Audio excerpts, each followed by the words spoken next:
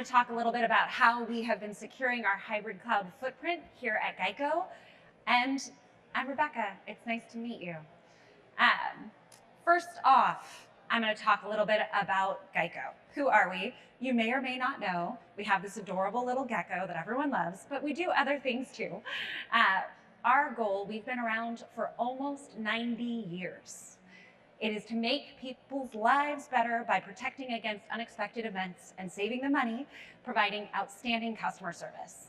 You may not realize, even though we sell insurance in the auto industry, we also sell insurance in home, mobile, motorcycle, marine, commercial, boats, everybody, anything that moves, we probably insure it. We have 19 major offices within all 50 states, serving all 50 states. Our primary headquarters are in Washington, D.C., 30,000 employees, 17 million policies under management. And as an infrastructure team, that means we have to be supporting people 24/7, 365 online with any issues that might come in, from towing a boat on in to dealing with a data security problem.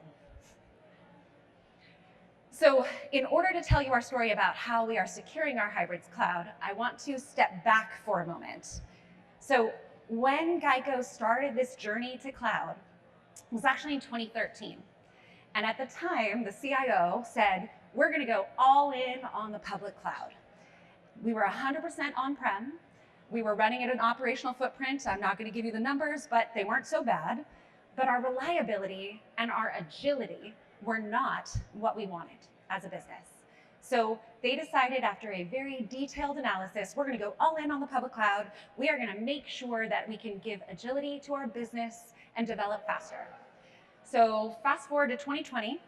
Now we're 80% in the public cloud, but we haven't actually gotten out of on-prem. Does this sound like any other enterprise you've dealt with or managed? Yeah, it's hard to actually get those last large databases out, those last large applications out of your business. You're still dealing with databases on-prem with a client-server model that's calling back to the closet of IT in the back room. And that was certainly our problem. Now, we also found that we weren't actually getting the agility out of where we had moved to the cloud. We were in not one cloud, not two clouds, not three clouds, but 8 clouds. So we had excessive sprawl. We had, therefore, data problems, reliability problems, because we increased our surface area without taking a consistent approach to how we were going to do that. So in 2022, we were at, in our largest cloud, 200,000 cores worth of compute capacity, 30,000 plus VMs. Our cost structure was 3 times higher, and our reliability had gone down by 2 nines. It was time to reevaluate the strategy. So that number of what we were spending was over $300 million to run our infrastructure. Absolutely insane. We had slower developer productivity because what we found was we had very dependent on the vendor implementations. But if we needed to use something in a new cloud, the opportunity to get our data to that cloud location or leverage a different solution was impossible. So you had to replicate everything, and then your costs skyrocketed, and you didn't get there any faster. And then next week, somebody wanted something else. And so you're constantly chasing your own tail. We had lower uptime. Like I mentioned, we added the surface area of a distributed cloud without standardizing our methodologies for our network access controls, our user authentication, and identity. This is where we're going to spend most of our time today, because when we got here, this crew, this wonderful crew, we started looking at that and saying, no way are we going to continue that insane path. So we came together as a leadership team and said, what do we want with our hybrid cloud? What do we need to be able to serve our customers better? And the first one was hybrid cloud secrets management. How can we ensure anything and everything that needs to talk securely across these boundaries does it in a consistent fashion regardless of the cloud? Number 2, how do we bend that, both static and dynamic, so that we can meet the needs of those end users effectively? Because not everything's going to be static. That does not work. How do we ensure that we have flexible capabilities so that tomorrow, if somebody says, Nouveau Cloud du jour is where I'm going to get the cheapest GPU, I can actually support them in that effort and capability. And finally, we are a regulated industry. We need to make sure we are meeting all of our compliance requirements in every state and they can change very regularly.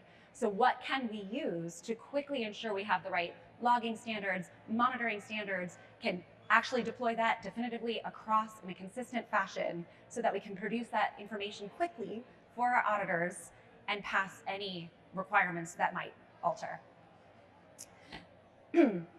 So the big one that we're going to talk about today, because there's a lot of steps to this journey, like anybody who is going through a digital modernization effort, we're really going to talk about infrastructure and security lifecycle management and what we tried to do and what we are in the process of doing with Vault.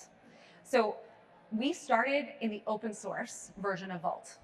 That was our goal. We're going to build it all ourselves. We can do everything. And then what we found in the process was that there were requirements for auditors in different domains that we could have built, but it probably would have taken us 9 months, and we needed to be compliant today. And that was really the outcome around controlling our own destiny and making the right decisions for us as a business. So we made the decision to move forward with HashiCorp's version of Vault.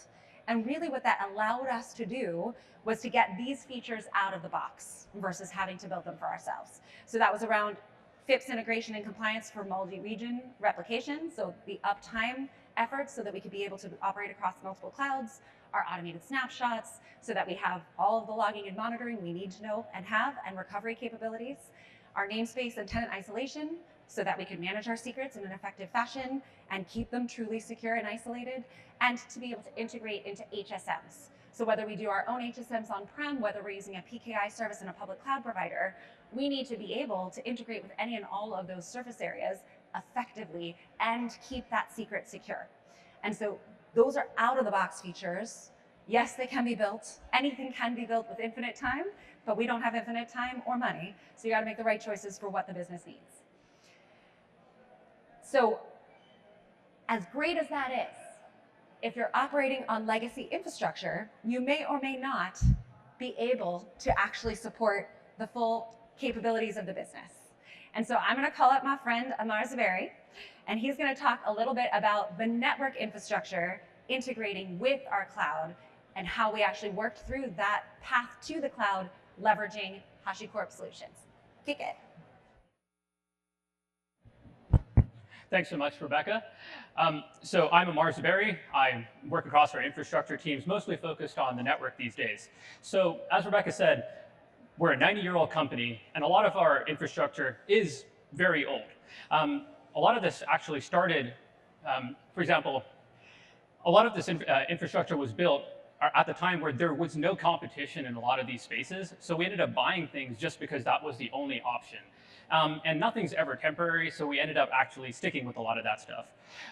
We also ended up in a situation where we were often evaluating sunk cost fallacy. We've already invested in this. Should we just invest more, or should we try something different? And a lot of those cases meant that we were just operating multiple things in parallel. Next, we operated a very legacy model that was popularized by Cisco in the early 2000s around security and network segmentation entirely in your network, often in the physical network layers. That's separating everything with VLANs, putting firewalls everywhere.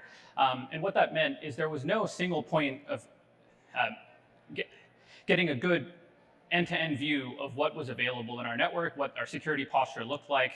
And it was difficult to reason about where things are running and what we're getting out of running them in those locations.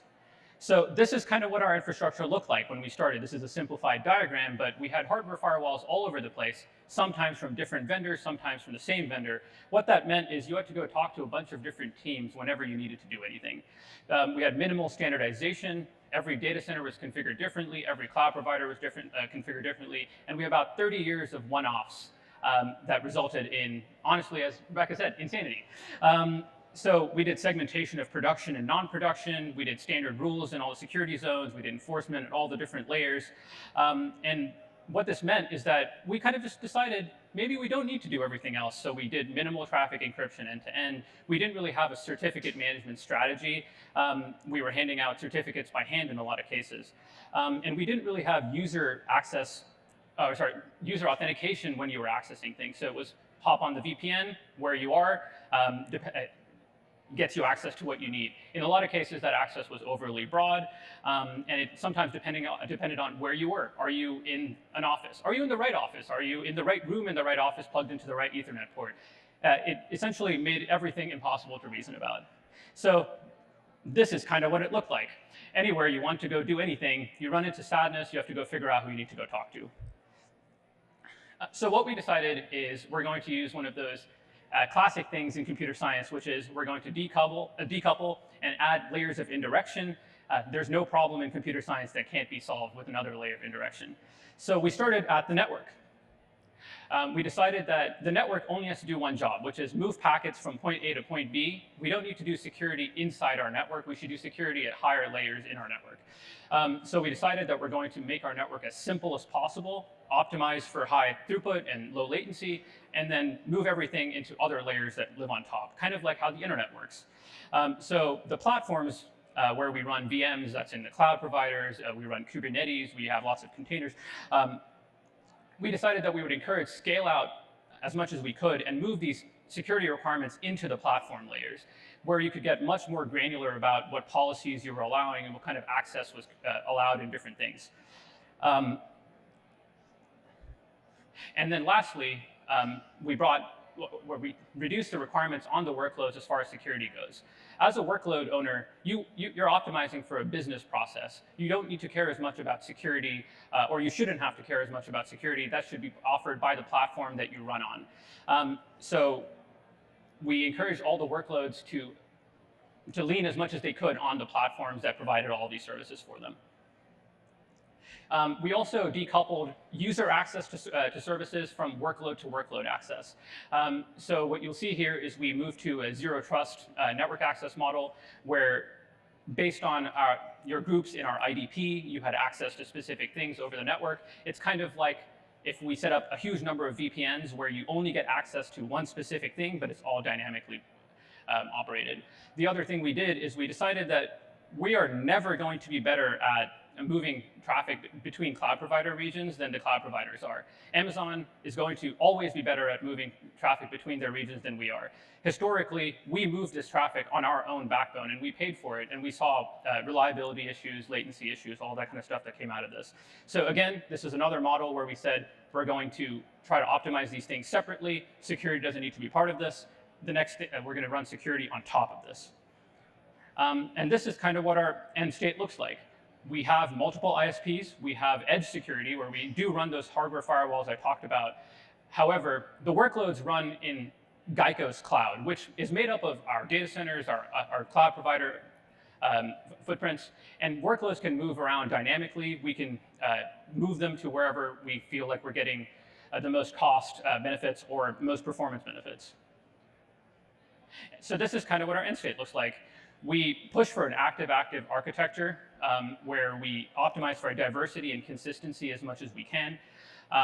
We move the security and policy enforcement to the platform and workload layers. Like I said, we kept the network as simple as possible. And lastly, we use workload identities, certificates, things like that we got out of HashiCorp Vault to centralize authentication, policy enforcement, and the management of those secrets, as well as it forced us to standardize our access policies into a single place where we could actually reason about them. Back to Rebecca. Thank you. So we make this sound easy. You saw on that timeline, we started this decision in 2022. We started to really implement in 2023, and it's 2025, right? So this is not simple. We inherited 6 physical data centers. We had to move and change our network topology and design and location of 6 physical data centers. We have 350 edge sites because every regional office, every franchisee location, field agent location is a managed site for us from an infrastructure perspective. They were on custom bespoke UVN mesh topologies from a vendor that we had to break subtly and correctly, site by site, change out the routers, change out everything. So this is not a 2-year journey. This is a 5-year journey. And I don't think any enterprise should come to this strategy and say, oh, this is gonna be easy. Nor does it matter if you have a physical footprint on-prem or just clouds. No matter what, you are dealing in the on-prem and public cloud scenario because your users are anywhere. Your users may be accessing from their homes, but as long as you have people who are on planes connecting to somebody else's Wi-Fi to go do their work, this model and approach is a logical approach to enable your developers to develop quickly in a scalable fashion that is not risky and fragile based on network security enforcement for all policy decisions. Like, if there's anything you take away from this conversation, as an enterprise, if you started building anything in the 90s, you probably used your network to enforce your policy. And if there's anything you should not do in modern cloud development cycles, networks push packets. Make your policy as close to your user or your workload as possible. That is the only way to scale, period, full stop. So why was the time right? GEICO, when we got here, wasn't deeply broken. I mean, from an infrastructure perspective, my team is like, really, Rebecca? No, it wasn't. $39 billion company when we got here. They were doing just fine at being an insurance company. But we are on this edge of AI, the AI revolution.